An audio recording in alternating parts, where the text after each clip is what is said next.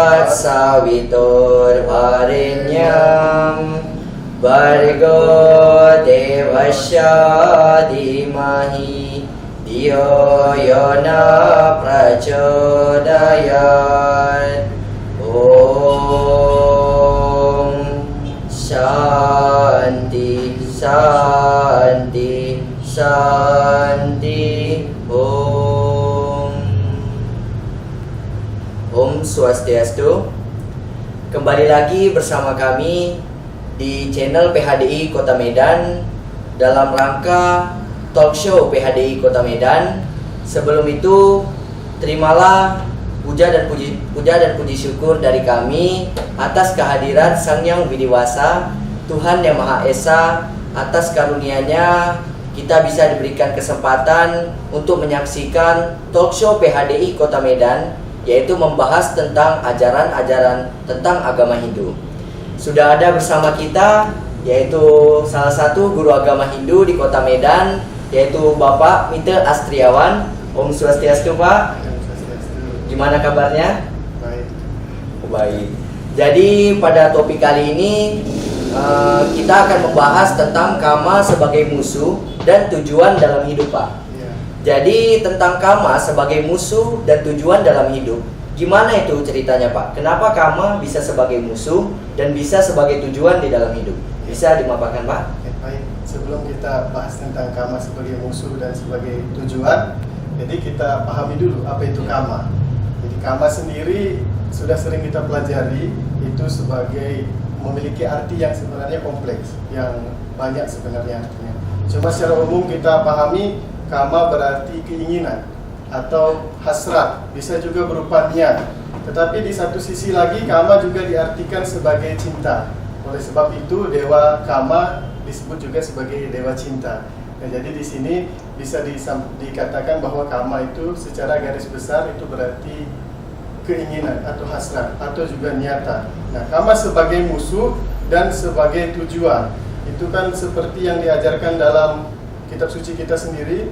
Kama sebagai musuh, kama ini masuk dalam ajaran Satripu, kan? Ada 6 musuh, salah satunya itu kama yang tadi. Nah, kama sebagai tujuan itu masuk dalam ajaran Catur Purusarta.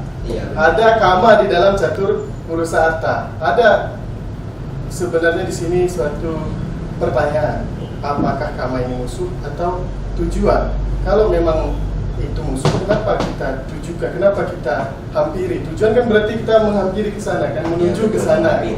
Nah, sebenarnya di sini kama ini berada bisa menjadi musuh, bisa menjadi tujuan sesuai dengan porsinya. Ketika kama ini bisa dikendalikan, maka kama ini akan menjadi sahabat, seperti itu dikatakan. Oleh sebab itu dia juga adalah tujuan. Tetapi ketika kama ini tidak mampu dikendalikan, kita yang dikendalikan oleh kama, maka dia adalah musuh yang paling utama. Oke, baik, Pak. Jadi seperti tadi yang Bapak katakan, kama adalah cinta. Cinta. Jadi seperti yang saya ketahui ini, prema juga disebut dengan cinta. Lalu kama dan prema, apa perbedaan dari kedua ini, Pak? Kama, prema. Nah, sebenarnya cinta pun dalam bahasa Sanskerta ada banyak sekali istilahnya. Ada yang menyebutkan prema, ada yang menyebutkan karuna, ada yang menyebutkan mudita, ada yang menyebutkan maitri. Nah, tapi di sini coba saya akan jelaskan, di dalam ajaran Weda ada 5 tahapan cinta. 5 tahapan cinta. Salah satunya di situ yang paling dasar adalah kama. Kama ini adalah hasrat, keinginan, kesukaan, kesenangan terhadap sesuatu secara fisik. Ketika saya melihat seorang perempuan cantik, saya tertarik, itu kama. Itu juga termasuk cinta. Cintanya antara dewa kama dan dewi rati itu adalah kama. Makanya ketertarikan terhadap sesuatu itu kama. Kemudian ada lagi jenjang berikutnya setelah kama, itu namanya sringara. Sringara ini romansa.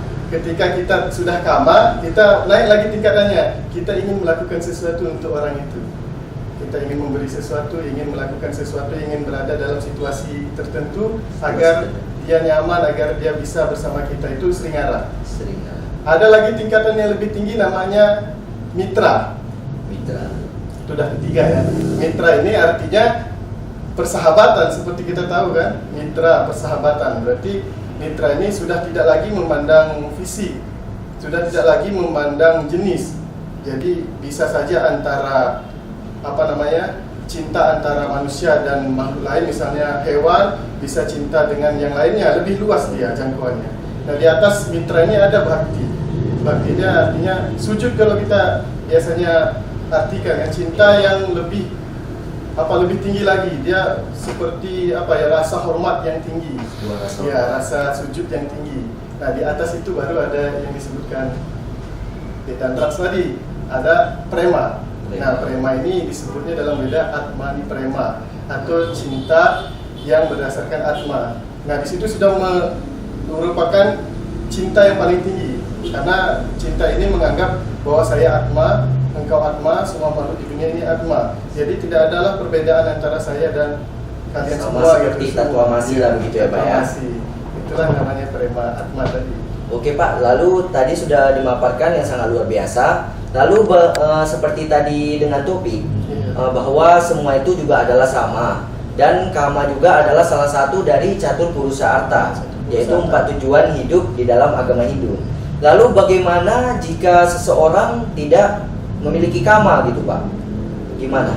Bagaimana seseorang kalau tidak memiliki kama? Kama ini sebenarnya kalau saya pribadi mengatakan kama ini adalah pemicu makhluk hidup ini bisa hidup.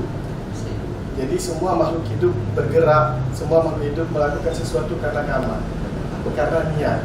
Jadi kama ini sebenarnya tidak bisa dilepaskan dari kehidupan. Kama. Makanya di dalam kitab suci bab ini, kitab suci Veda sendiri, dalam Brihadara Upanishad, di situ ada Adhyaya 4 mantra 5, itu disebutkan kama maya ewaya kurusahiti. Itu artinya manusia itu identik dengan kamanya. Iya Pak. Iya kan? Identik dengan kamanya. Sayatha kama bhawati tat yat satrum bhawati. Artinya seperti kamanya tadi, seperti keinginannya, maka seperti itu juga kehendaknya. Nah, jadi dikatakan lagi tatrum bhawati, dia tatrum bhawati, tat karma kurute. Artinya sesuai dengan kehendaknya tadi, maka tindakannya juga akan seperti itu. Nah, tat karma kurute, tat adi sampadyati. Artinya bagaimana tindakan seseorang, maka begitulah nanti takdir hidupnya. Jadi kamalah yang menentukan takdir hidup seseorang. Seperti itu. Jadi sangat penting. Lalu Pak, bagaimana kenapa disebut dengan kama itu sebagai musuh utama gitu? Jadi di antara sifat-sifat buruk manusia, kenapa kama dikatakan yang terutama gitu Pak? Kenapa paling utama? Iya. Minum dulu kita. Oke, boleh. Saya haus sekali. Kita dulu minum. Kenapa kama dijadikan musuh yang paling utama? Kalau kita baca pun di dalam Bhagavad Gita, Sri Krishna pernah menjelaskan, kalau kita baca dalam Adhyaya 2 sloka 62, Iya Pak. di situ dijelaskan bahwa keterikatan antara objek indrawi dan indra. Berarti indra kan dari panca indra tadi kan, melihat, mendengar, mencium, meraba gitu. Iya. Nah, ketertarikannya dengan objeknya ini menyebabkan timbulnya kama.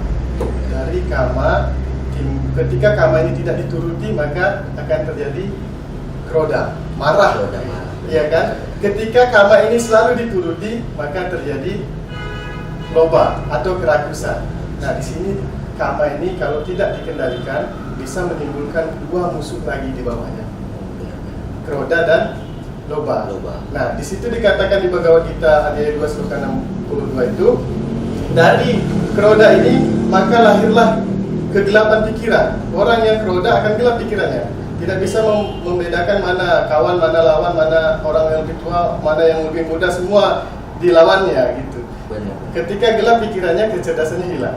Ketika kecerdasan seseorang sudah lenyap, maka hanya muncul kehancuran saja dalam dirinya. Jadi Pak, seperti yang tadi, kalau kita tidak bisa mengendalikan kama, maka akan ada dampak buruknya. Lalu bagaimana cara orang agar bisa mengendalikan kamanya tersebut? Jadi agar dia tidak terlalu ragus, dan ketika dia tidak mendapatnya pun dia hanya santai gitu. Dia tidak marah gitu Marah. ketika. Lalu bagaimana cara kita mengendalikannya itu, Pak? Ya, sesuai dengan seperti yang saya sebutkan tadi, Sri Krishna bersabda dalam Adhyaya 2 Sloka 62 tadi, penyebab kama itu kan ikatan, kontak antara apa tadi namanya indria dan objeknya. Ya, ini yang menyebabkan timbulnya kama, karena kerinduan kita terhadap sesuatu yang pernah kita lihat, karena kerinduan kita terhadap sesuatu yang pernah kita dengar, pernah kita sentuh, pernah kita rasakan. Itulah munculnya kama. Jadi bagaimana cara mengendalikannya? Kontak antara indera dan objeknya ini harus kita kendalikan, itu intensitasnya, jumlahnya, sehingga kita tidak mengalami kerinduan yang terlalu berat terhadap objek ini. Karena kama sendiri artinya rindu, ingin merasakan lagi apa yang sudah pernah dirasakan, seperti itu. Jadi kalau seperti di zaman ini, Pak, seperti yang kita ketahui juga kan, setiap kita melaksanakan sesuatu itu pasti harus dengan material. Ya, Material mungkin dalam berbentuk uang, ya. gitu kan.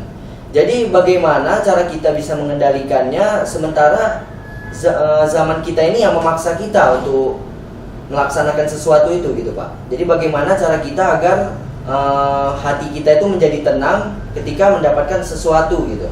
Bagaimana caranya hati kita biar tenang Di zaman Kali Yuga gini, gitu, Pak. ketika mendapatkan sesuatu, Ya. yang menyebabkan hati kita tenang, senang. Yang menyebabkan hati kita tidak senang itu sebenarnya hanyalah sebuah perasaan dalam hati saja. Kadang-kadang ketika kita diberi sesuatu kita senang, Benar. luar biasa kita senangnya. Dipuji kita terbang, kita melayang. Terbang. Ketika dihina kita panas membara, kan begitu kan? Itu yang disebut dalam kitab suci itu, bahwa manusia ini sebenarnya sangat mudah sekali basah ketika hujan, dan sangat mudah sekali kering ketika panas. Nah, hal seperti itu yang sebenarnya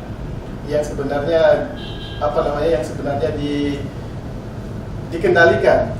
Orang yang bisa mengendalikan itulah tujuan utamanya yang disebut sebagai muni kalau dalam agama Hindu.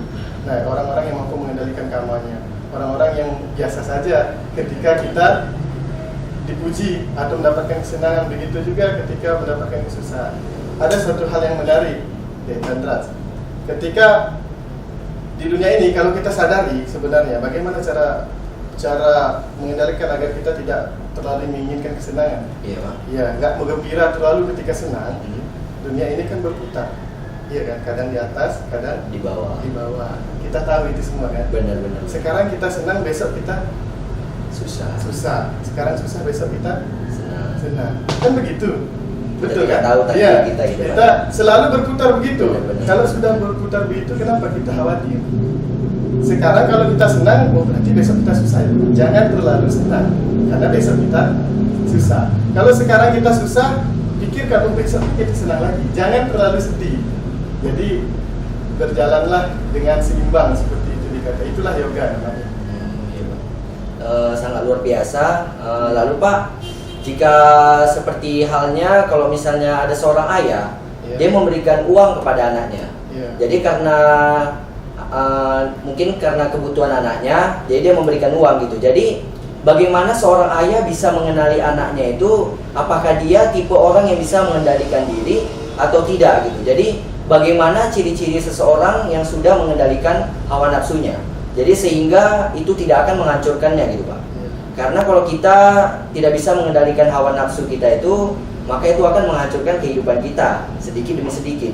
Lalu bagaimana cara kita melihat dia dan kita tahu bahwa dia itu sudah mengendalikan kamanya gitu, Pak?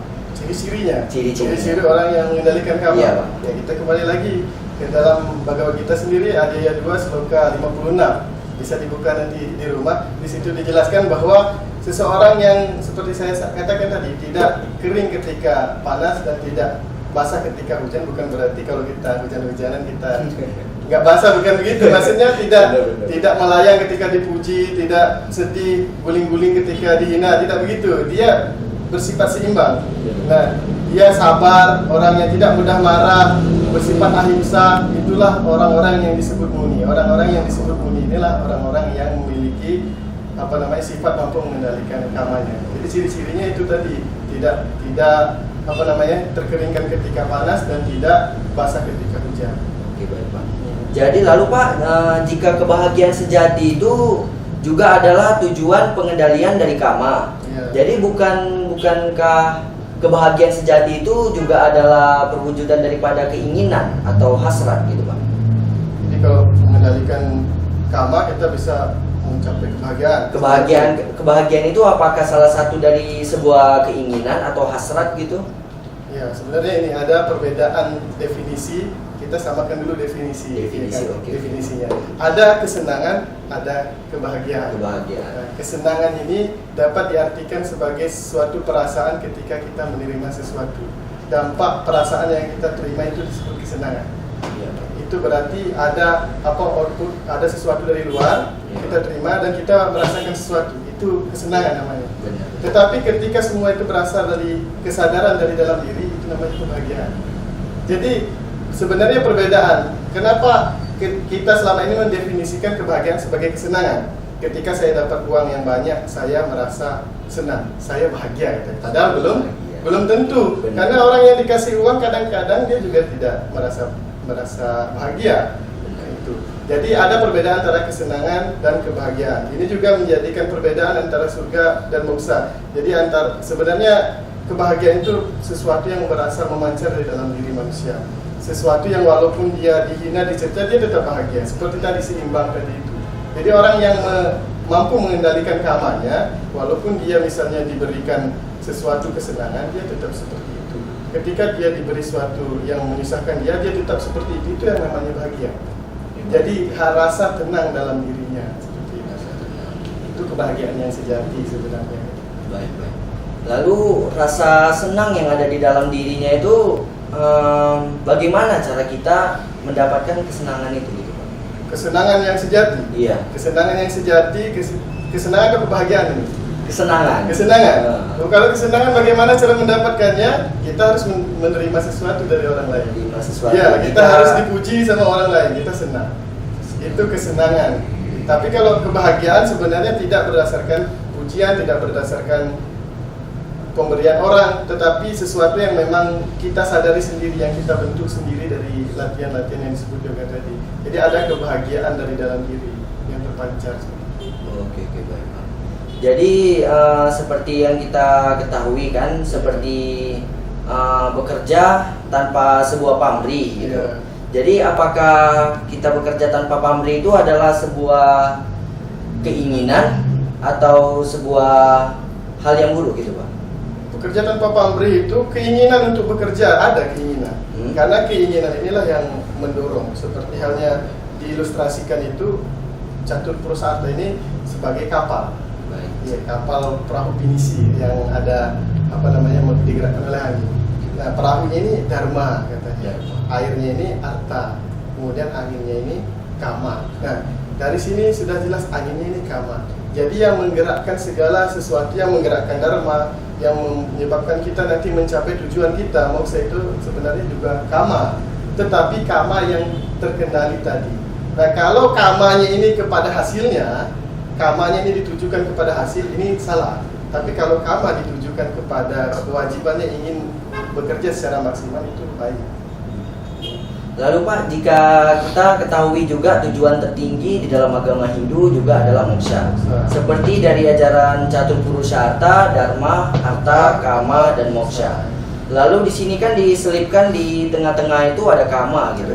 Lalu jika kita melaksanakan dharma, artha, atau kita ingin mencapai moksha, tetapi kita memiliki keinginan, contohnya kita memiliki keinginan untuk mencapai moksha, kita keinginan untuk mendapatkan dharma gitu.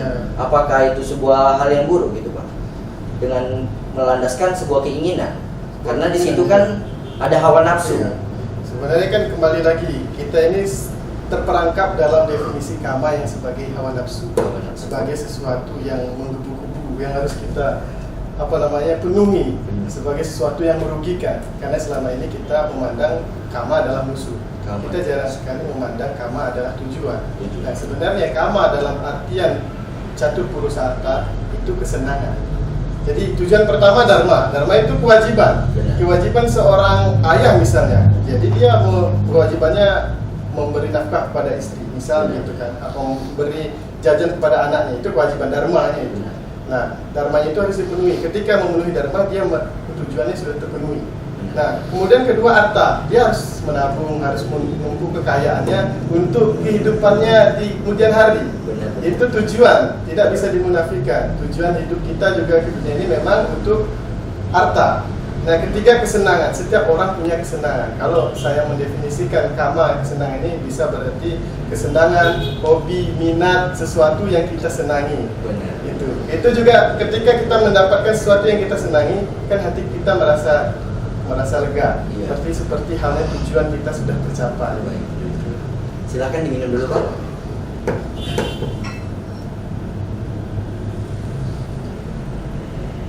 Enak juga teh dengan ternyata. Manis ya? Manis.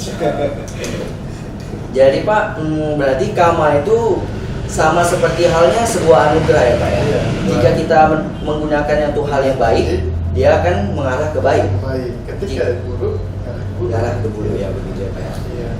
Baiklah Bapak Ibu semuanya, dimanapun Anda berada, kesimpulan dari talk show hari ini yaitu tentang kama. Jadi kesimpulannya adalah ketika kita mengarahkan kama itu kepada hal yang baik, maka itu adalah hal yang baik.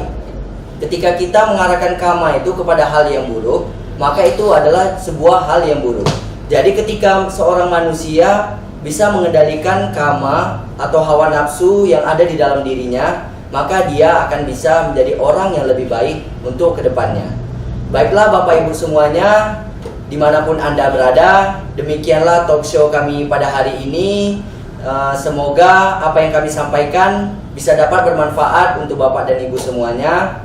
Jangan lupa untuk menekan tombol like, subscribe, dan komen di channel YouTube PHDI Kota Medan agar kami bisa terus berkembang dan menyebarkan ajaran-ajaran Dharma ke seluruh masyarakat yang ada di seluruh alam semesta ini.